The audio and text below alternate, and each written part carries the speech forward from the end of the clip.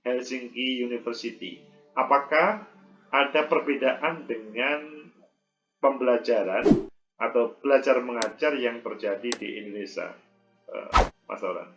Saya pernah pernah ikut juga perkuliahan mendampingi profesor saya mengajar di S1 ya. Mungkin mereka lebih mandiri ya, lebih mandiri. Artinya dosen itu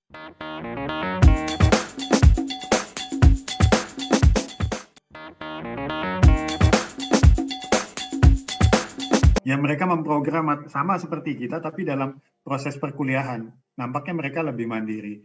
Misal contoh paling gampang ya, dosen masuk memberikan materi ya sudah. Saya nggak tahu di tempat lain ya. Cuman yang saya tahu kayak di sebagian kampus ya di kita dosen tuh masih melakukan presensi ya. Oke. Nah, kenapa melakukan presensi? Karena biasanya dosen ingin memastikan mahasiswa hadir di kelas. Betul. Sebab kalau nggak di presensi, mereka cenderung kan nggak hadir, kurang lebih begitu. Nah, kalau di sini kayak saya ngeliat berapa kali pertemuan itu kuliah mesti penuh. Meskipun dosen nggak pernah ngabsen. Oke. Nggak pernah melakukan presensi ya. Nah, kuliah selalu penuh gitu. Terus yang kedua, itu mereka juga aktif di dalam tugas-tugas kelompok dan tugas-tugas pribadi ya, dan ya, sangat interaktif ya dengan dosennya gitu ya. Itu yang saya temuin ya di perkuliahan yang pernah saya lihat semacam itu. Itu sih menurut saya. Itu kalau boleh dicari yang menjadi penyebab mengapa di sana itu absensinya modelnya tidak terlalu diperhatikan, tapi kalau di kampus kita atau di Indonesia itu baru masuk kelas harus diabsen sebagai tanda. Apakah ini berkaitan dengan kesadaran mahasiswa atau terkait dengan memang dosennya menarik atau materinya menarik atau apa, Mas Auran? Saya ngeliat kesadaran mahasiswa. Oh, kesadaran mahasiswa. Kesadaran mahasiswa. Dan di sana mahasiswa itu biasa ketika kuliah mereka keluar masuk itu biasa. Kalau memang ada keperluan dan nggak perlu izin. Jadi ketika perkuliahan berlangsung itu sering mereka tuh keluar dan nggak kembali. Bawa tas segala macem. Nah, terus saya tanya kenapa kok mereka bisa bebas kayak begitu. Nah, terus teman-temannya bilang ya karena mereka ada jadwal di tempat lain. Gitu. Sangat percaya tentang terhadap kemandirian mahasiswa, bahwa mahasiswa mampu membuat keputusan ya. Betul. Memilih dan membuat keputusan semacam itu gitu. Jadi mereka itu tahu apa yang mereka lakukan gitu.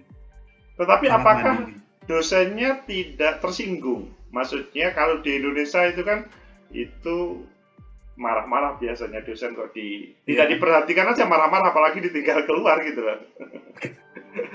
Enggak. Berapa kali pertemuan yang saya lihat itu enggak, biasa aja. Makanya saya sempat kaget juga ngelihat tuh. Kok ini mahasiswa keluar masuk kayak begitu? Kalau terlambat jarang.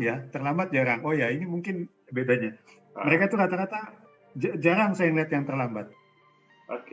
Ketika kuliah dimulai, sebelum kuliah dimulai 5 menit itu mereka sudah datang. Sebelum kuliah dimulai, pada datang udah siap di kelas. Nah, tapi kalau mereka ada keperluan, ya mereka langsung keluar. Kayak gitu.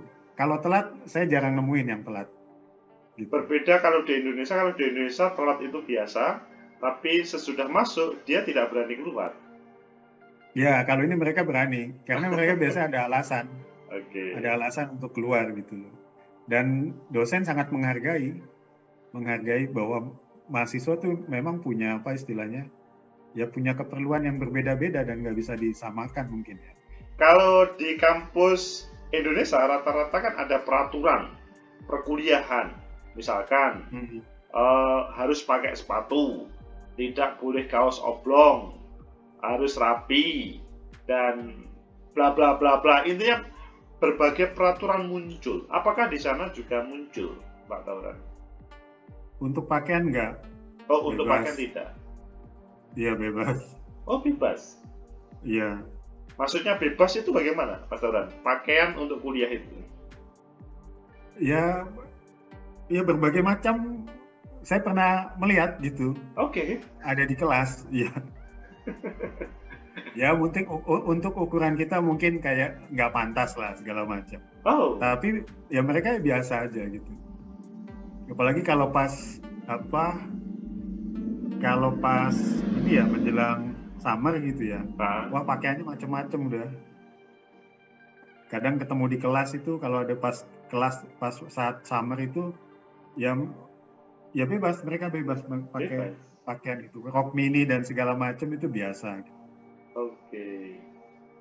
Mengapa hal itu tidak dijadikan masalah? Karena kalau di Indonesia itu mengarah ke pornografi, mengarah ke apa namanya pelanggaran. Apakah di sana tidak apa namanya hal itu diatur? Maksudnya memang tadi tidak diatur ya, tapi kan terkait dengan yang agak bebas-bebas gitu kan menimbulkan mengarah ke hal yang negatif kalau di Indonesia loh ya.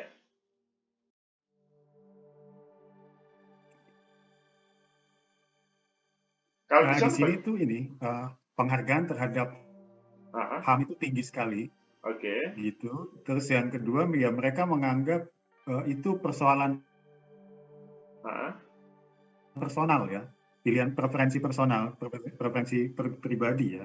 Jadi oke. senyampang tidak mengganggu orang lain, ya nggak masalah gitu loh.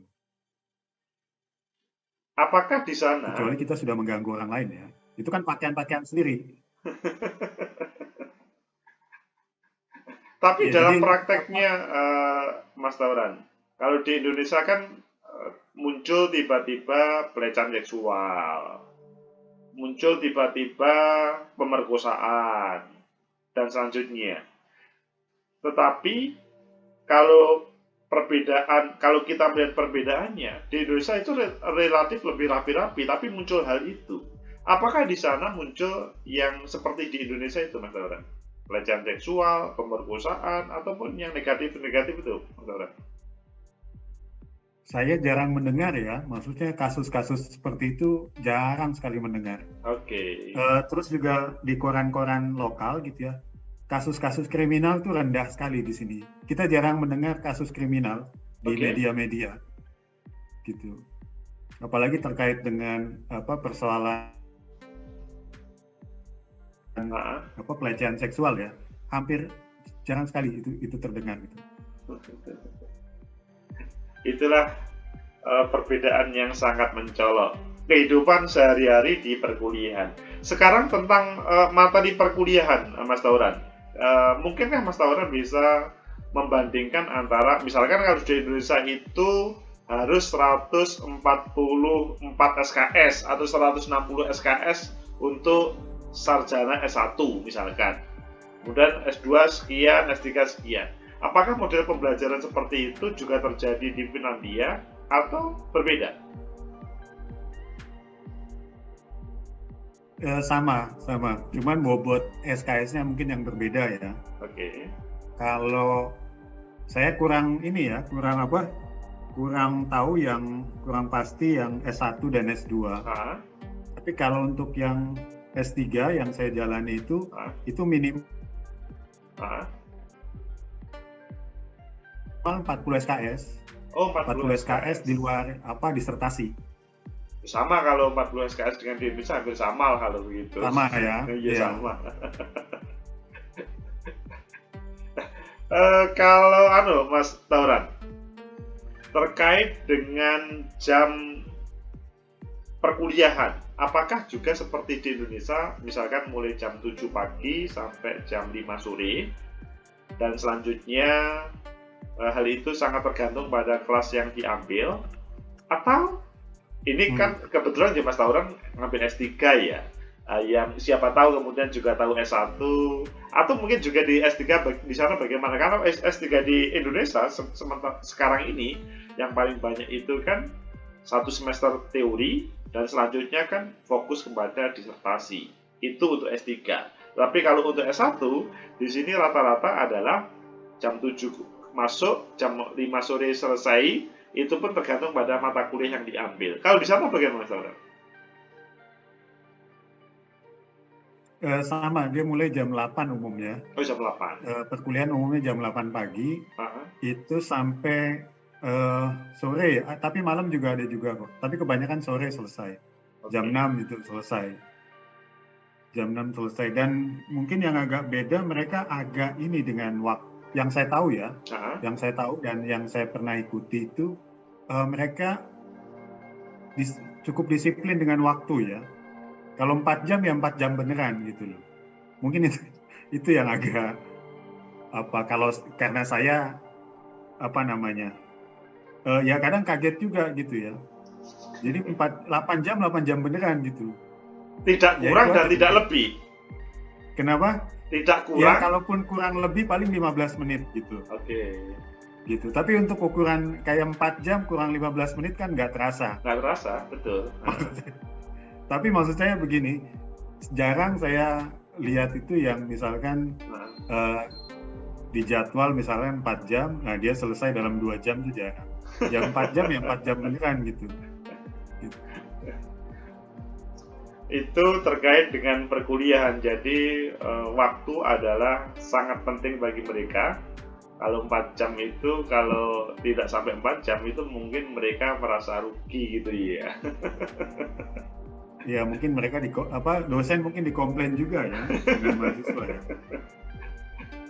Kalau hubungan antara dosen sama mahasiswa atau guru sama siswa, apakah seperti yang terjadi di Indonesia atau agak berbeda? Jadi kalau di kampus itu misalkan antara dosen sama mahasiswa relatif bisa berkomunikasi lebih bagus daripada di SMP, SMA yang tentunya murid itu ya sepertinya sebagai objek proses pendidikan, bukan seperti perkuliahan. Gimana di sana, Mas? Kalau yang saya ngeliat di S1, S2, S3 itu sama ya, mahasiswa ke dosen itu relatif egaliter ya. Oke. Apalagi untuk mahasiswa S3 ya seperti kawan gitu loh. Oke. Dengan pembimbing itu seperti kawan, jadi sangat egaliter. Terus juga kalau ya mungkin itu sudah teman-teman mungkin sudah tahu juga, jadi di sini ya manggil dosen ya nama gitu. Oh. Gak sopan.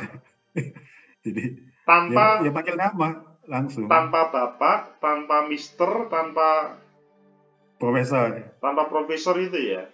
Tanpa profesor, ya panggil nama. Jadi kalau Agus Mahfud Fauzi ya cukup Agus, bukan Pak Agus gitu ya? Iya, ya. Jadi ya meskipun profesor gitu ya. Jadi kalau ngobrol ya nama, panggil nama. Oke. Hai para pemirsa, bagi yang sudah profesor atau yang bergelar macam-macam, kalau di Finlandia jangan kaget ya. Tahu-tahu dipanggil dalam bahasa Jawanya jangkar, itu jangan kaget. Oke, selanjutnya kalau hubungan dengan berbagai tugas-tugas perkuliahan, Mas Tauran, apakah juga seperti yang terjadi di Indonesia atau berbeda?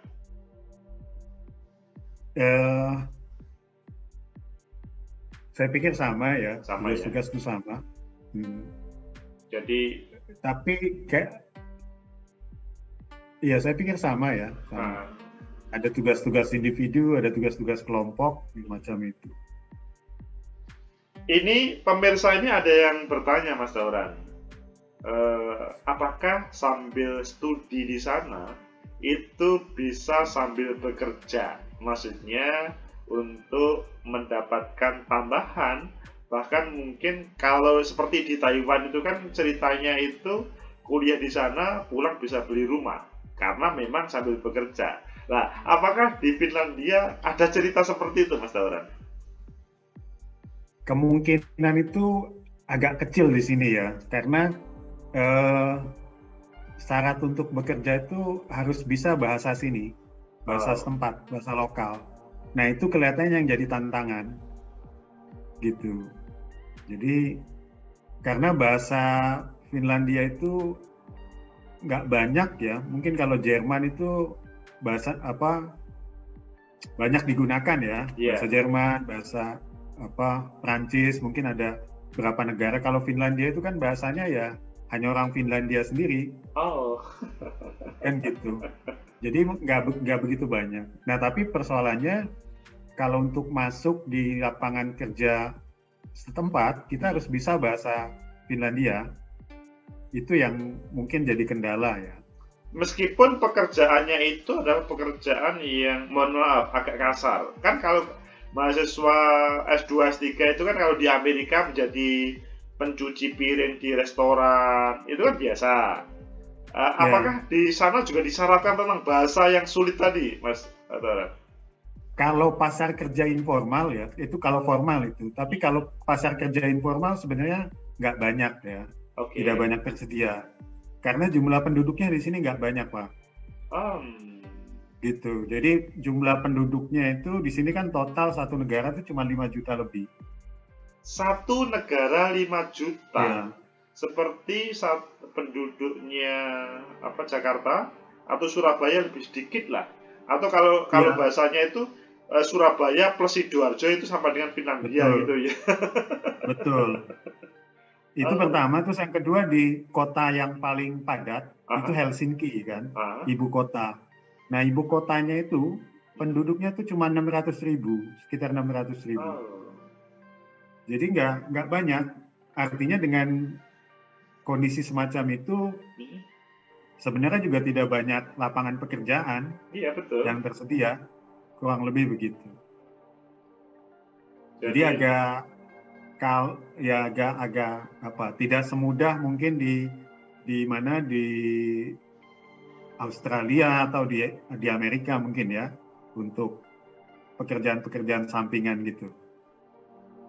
oke, jadi bagi kalian yang pengen ada tambahan atau sesudah kuliah langsung bisa beli rumah seperti di Taiwan, untuk kuliah di Finlandia, coba dilupakan ya. Ya agak susah dia, agak susah. Mas Aran, selama kuliah di sana, apa yang menurut Mas Tauran itu menyenangkan? Baru pertama kali didapatkan atau yang lain begitu Mas Tauran? Apa ya? Eh, Kalau saya pikir semua kalau untuk S3 ya, Ah, untuk S3 kalau resource-nya sama ya mungkin ya. ah, Artinya sumber sumber pengetahuannya sama. ah, Cuman mungkin fasilitas yang agak berbeda.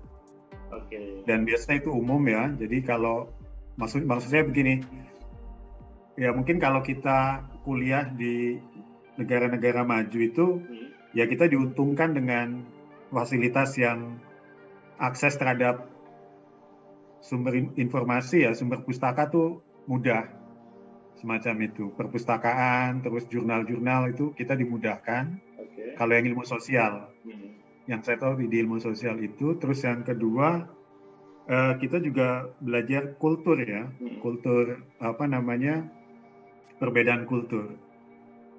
Di sana di sini budayanya relatif egaliter dan oke. fair gitu ya. Fair. Uh, Subjektivitas tetap ada dalam hubungan apa dosen dengan mahasiswa, tapi relatif lebih fair dalam bersikap gitu loh. Itu terus ada banyak kemudahan juga ya, support sistemnya juga bagus gitu. Hmm, Misalkan kayak mahasiswa S3 itu kalau di Universitas Helsinki itu hmm, dia ada juga travel grant gitu ya. oke. Travel grant itu semua mahasiswa bisa dapat peluang besar untuk itu Apa untuk itu travel mahasiswa. grant itu? Jadi dia bantuan untuk mengikuti apa conference Oke. gitu. Jadi ke malah didorong untuk keluar negara ya Hmm, semacam itu. Uh, saya misalkan sudah pernah memanfaatkan itu 2 kali dan prosesnya gampang sekali gitu. oke. Jadi pokoknya kita mahasiswa terdaftar, kita ada conference, ya kita tinggal aplikasi saja ke kampus Nah, biasanya simpel sekali prosesnya, dan itu memang sangat didorong gitu. Jadi saya dapat 2 kali, pertama ke Polandia, kedua ke Amerika. Dan saya ngeliat juga ini sistem birokrasinya simpel sekali. Misalkan ya kita dapat pendanaan untuk travel grant semacam itu. Itu aplikasinya cuma 1 lembar. Oh. 1 isian bagus, 1 lembar aja isiannya. Dan itu pun tanpa ada SPJ macam-macam. SPJ-nya itu cuma laporan bahwa kita sudah ikut di conference sana, udah itu aja.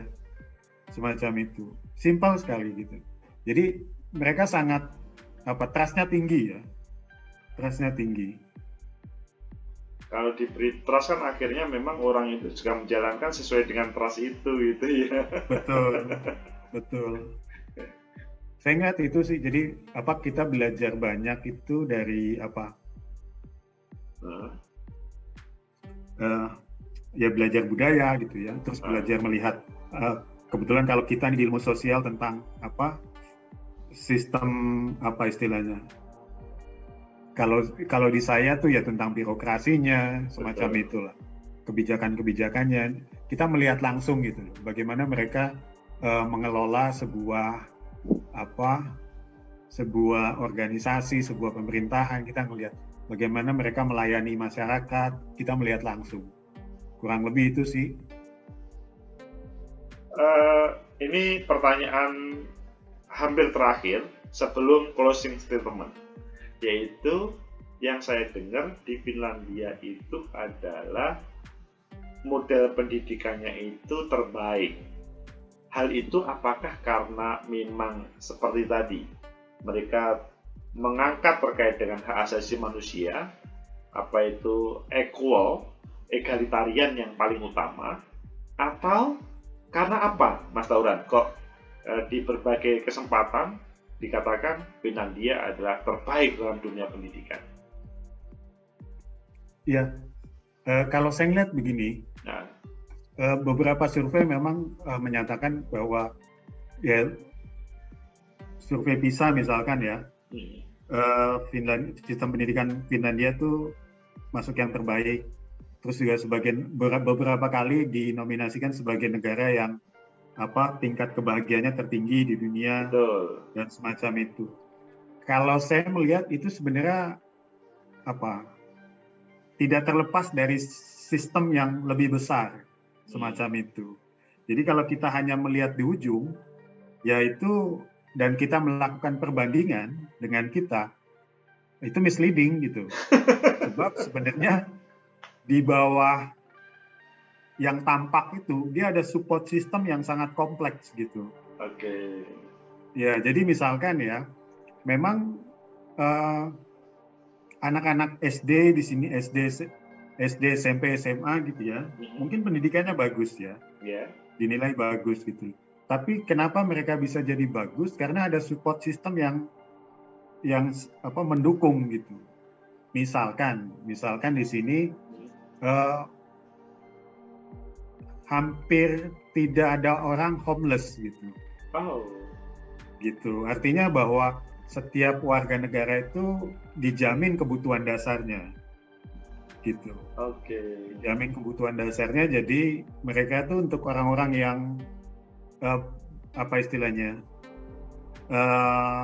tidak punya pekerjaan gitu. Mereka punya sistem untuk membantu orang-orang ini. Nah, jadi ada tunjangan untuk yang belum punya pekerjaan. Tapi ketika mendapatkan tunjangan, dia dimasukkan lembaga training untuk bisa mendapat keterampilan kerja dan ditempatkan di beberapa di tempat-tempat kerja posisi tertentu. Itu untuk yang untuk yang tidak punya pekerjaan. Terus untuk yang pendapatannya kurang daripada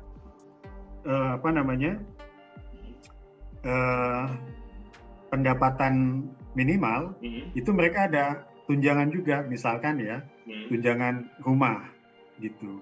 Jadi tiap bulan mereka dapat support untuk itu, tunjangan rumah, dapat uang dari pemerintah untuk membantu kekurangan mereka untuk memenuhi kebutuhan perumahan gitu. Terus untuk anak misalkan, anak juga mereka ada tunjangan untuk anak sampai anak itu usia tertentu ya. Nah, tiap bulan itu tiap anak dapat tunjangan dari pemerintah. Jadi artinya dengan situasi seperti itu, sebuah keluarga di Finlandia itu sangat kebutuhan dasarnya terpenuhi.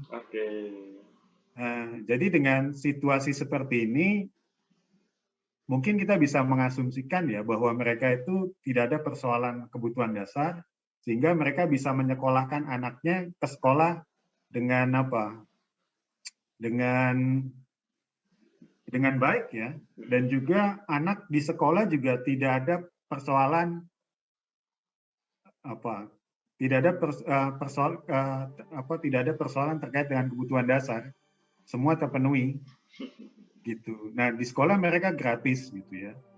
Gratis. Sekolah gratis, kayak misalkan anak saya ini, ya sekolah gratis, di sekolah juga dapat makan, terus di sekolahnya juga mereka mengatur sekolah itu harus dekat dengan rumah. Kayak di kita sistem zonasi ya. Zonasi, betul. Semacam itu. Dan ketika dia tidak dapat di sekolah yang paling dekat dengan rumah, maka pemerintah bertanggung jawab untuk memberikan kartu travel bagi anak. Semacam itu. Nah, jadi kebijakan-kebijakan yang support sistem semacam itu membuat satu keluarga itu individu-individu di keluarga dan individu-individu di masyarakat ya di Finlandia itu kebutuhan dasarnya tercukupi gitu. Jadi kalau orang sudah terpenuhi kebutuhan dasarnya, mereka kan pikirannya sudah mulai aktualisasi, pikirannya sudah mulai prestasi dan sebagainya. Betul. Nah kalau kebutuhan itu belum terpenuhi, kayaknya agak susah itu kalau langsung berpikir yang aktualisasi, prestasi dan sebagainya gitu. Kalau yang belum selesai ya, betul. Karena mereka masih fokus di urusan itu. Nah dengan situasi semacam itu, tingkat kriminalitas juga rendah di sini. Nah, karena tingkat kriminalitas rendah, orang juga nyaman untuk punya aktivitas anak-anak segala macam, punya aktivitas di sekitar rumah ya. Maksudnya di area lingkungan rumah lah, semacam itu. Dan ya saya pikir begitu ya. Dampaknya sangat besar saya pikir karena sistem jaringan kesejahteraan sosialnya itu sangat bagus, jadi dampaknya sangat banyak ke seluruh aspek kehidupan ya. Karena dengan model semacam itu, misalkan ya guru juga kesejahteraannya juga sangat terjamin. Kalau sudah sangat terjamin, berarti ya di sekolah juga dia datang sekolah dengan sudah penuh untuk sudah ceria, sudah siap untuk mengajar, memberikan sepenuhnya pada siswa kan. Tidak berpikir untuk pekerjaan lainnya. Betul. Jadi udah selesai urusan kebutuhan dasar udah selesai. Pemerintah menjamin itu. Dan sebenarnya bagus ya. Jadi dalam pengertian begini, dengan sistem welfare state ini mereka tetap kebutuhan dasar tuh dilindungi semacam itu, tetapi juga orang tetap dibuka kesempatan untuk berprestasi, mengejar kekayaan segala macam tetap dibuka. Cuman yang miskin itu tetap dilindungi gitu, diproteksi. Jangan sampai kesenjangan itu tinggi. Yang miskin makin miskin, yang kaya makin kaya, itu jangan sampai seperti itu. Di sini relatif rendah kok, relatif kesenjangannya tuh tidak begitu nampak ya. Mas Tauran, ini kelihatannya sudah hampir 1 jam. Ini pertanyaan terakhir, tetapi nanti ada closing statement. Pertanyaan terakhir ini adalah dari teman-teman ini. Bagaimana ya caranya bisa studi ke Finlandia? Prosesnya bagaimana? Bisa diceritakan, Mas Tauran? Ya, jadi kalau tertarik ke Finlandia, gitu ya. Ya pertama ini buka studi Finland. Studi Finland. www.studifinland. Oke. www.studifinland. Oke. Nah, itu masih tentang pendidikan di Finland. Oke. Itu termasuk di sana universitas apa, jurusan apa, terus nanti gimana cara daftar dan sebagainya. Cari di situ. Nanti kalau sudah ketemu di sana tempat jurusan yang sesuai, nah nanti bisa kunjungin ke ininya, ke website kampusnya, cari informasi di sana. Kata kuncinya sebenarnya ini kemauan ya. Kemauan. Kalau bisa pasti bisa. Yang penting kemauan. Kemauan yang kuat. Terus juga istilahnya, literasi digital memang penting ya. Oke. Literasi digital dalam pengertian bahwa sebenarnya kayak di Finland ini semua informasi telah tersedia di web. Gitu. Jadi semua universitas itu sudah membuka berbagai informasi di webnya masing-masing. Jadi ini juga pelajaran untuk saya terutama ya. Jadi di sini tuh kalau kita terlalu banyak tanya itu jadi mereka agak melihat kita gimana gitu. Karena umumnya di sini semua informasi sudah mereka publish di website. Gitu. Jadi biasanya kalau kita tanya, nanti yang dia kasih apa? Link biasanya. Semacam itu. Ya, karena mereka sudah tersedia semua. Hampir semua instansi pemerintah begitu. Jadi layanan pemerintah gitu. Dan mereka mengasumsikan bahwa kita sudah membaca informasi mereka. Karena sudah dipublis gitu ya. Betul. Dan mereka memaksa memang, pada akhirnya memaksa kita untuk punya literasi digital yang tinggi ya.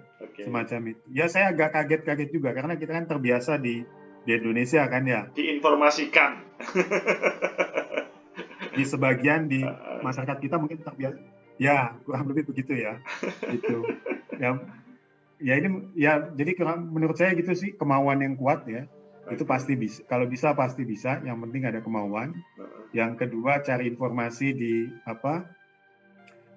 web itu banyak, terutama kalau mau fokus di Finland, di www.studifinland kalau nggak salah, studifinland.fi kalau nggak salah itu. Nah dari situ bisa browsing. Terus juga ada banyak teman-teman kita sudah posting juga, bikin YouTube juga tentang sekolah mereka di Finland ya. Kayaknya ada beberapa teman gitu. Mungkin bisa dicari-cari juga di YouTube ya. Oke. Kita sudah panjang lebar sampai terakhir, tetapi kurang satu. Meskipun tadi sepertinya sudah mengarah ke closing statement sih, tetapi kurang kalau menurut saya kurang fokus mungkin apa saran dari Mas Tauran terhadap kita semuanya supaya bersemangat untuk ke sana. Tadi kan memang kalau kita yakin percaya bahwa kita akan bisa. Tetapi bagaimana menurut Mas Tauran closing statement-nya terkait dengan proses kita ngobrol ini tadi? Ya itu ya. Jadi kalau menurut saya nyambung kayak yang tadi. Kalau bisa, insya Allah pasti bisa. Yang penting ada kemauan. Nah, cuman persoalannya bagaimana memelihara kemauan yang kuat itu. Gitu. Nah, menurut saya itu komunitas penting. Komunitas penting. Karena untuk menjaga energi itu, kemauan itu supaya tetap stabil dan kuat, gitu, mengejar apa yang kita mau, itu kadang kita biasalah naik turun semangatnya. Nah, itu kita perlu komunitas. Dulu saya mencari itu. Memang selalu gabung pada komunitas. Kalau dulu komunitas pencari beasiswa gitu, saya selalu gabung di itu. Itu penting karena kalau kita nggak gabung di sana, terus kita kena pekerjaan hari-hari, kesibukan hari-hari, itulah kita lupa dengan mimpi kita gitu ya. Kita lupa. Tapi kalau kita gabung di komunitas itu, kita diingatkan lagi. Gitu. Jadi di mana komunitas itu, ada kalau dulu saya sampai sekarang ya, misalkan di Facebook Nah, atau mungkin di IG atau di mana gitu, cari komunitas itu, masuk di komunitas, nah. dari situ kita bisa memelihara semangat kita gitu. Stamina Dan saling, terjaga. ya betul, dan saling sharing informasi ya, Oke. sharing informasi dan sharing energi itu penting saya pikir. Tanpa itu kalau kita, ya mungkin ada individu yang kuat ya, apapun situasinya itu nggak masalah gitu. Tapi ada juga mungkin yang gampang terombang-ambing gitu. Terombang-ambing. Nah, kalau gampang terombang-ambing cari komunitas, perlu komunitas. Oke. Baik Mas Tauran, sudah luar biasa 1 jam lebih kita ngobrol tentang studi di Finlandia, bagaimana meraihnya dan bagaimana proses yang ada di sana, sehingga studi di Finlandia itu adalah terbaik dan ngomong untuk meraih pun sebetulnya tidak sulit. Sekali lagi terima kasih Mas Tauran. Terima kasih, Mas Agus. Pemirsa, itulah Mas Tauran, inspirator kita pada hari ini. Semoga bermanfaat. Like, subscribe, comment, and share. Sampai jumpa. Terima kasih, Mas Agus. Oke, sama-sama. Kami yang terima kasih.